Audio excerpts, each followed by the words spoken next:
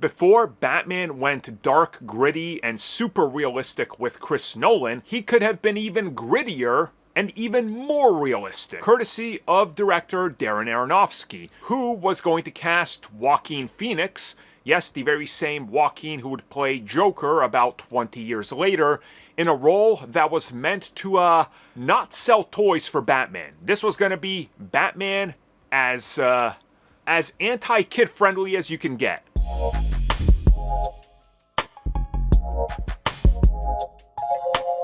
So yeah, imagine Joaquin Phoenix as Bruce Wayne. We almost got that in the early 2000s, prior to the work that Chris Nolan would do, or even the Batman vs. Superman film that was in development at the time.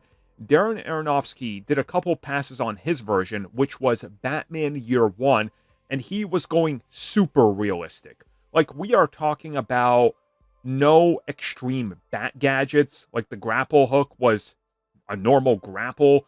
His costume wasn't really anything fancy, no high tech or anything. Like, this was going to be a different Batman. Think of how much people that hate the Batman think it's too realistic. Imagine if that's fantastical compared to what he was going to do. That's the direction that he was going in. He also reveals that the script, which was co-developed by Frank Miller, was rather different. And he also revealed some new details where he says that his big and crazy idea was super realistic Batman, but at the core of it was the themes of love and finding the fountain of youth. Now, I'm going to be real with you.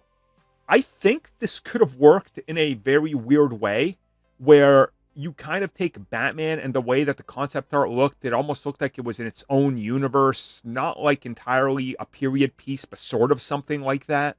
They could have almost made this like an Indiana Jones style film, and the Fountain of Youth, obviously, you got Ra's al Ghul and what he does, with being able to get younger.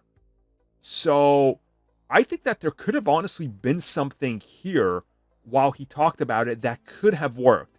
But again, I understand why they didn't want to go through with this.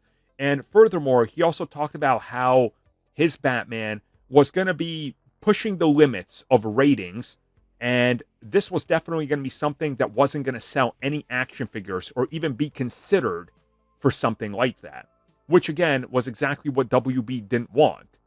Hence why Batman Begins, The Dark Knight, and The Dark Knight Rises have like Batman in a pumpkin costume and things like that. Toys carry these films because the comics are targeted at children and always have been. Now it's teenagers, but still it's the same thing. So I appreciate him revealing more details, and I'm a little bummed we don't get a little bit more of what he would have made.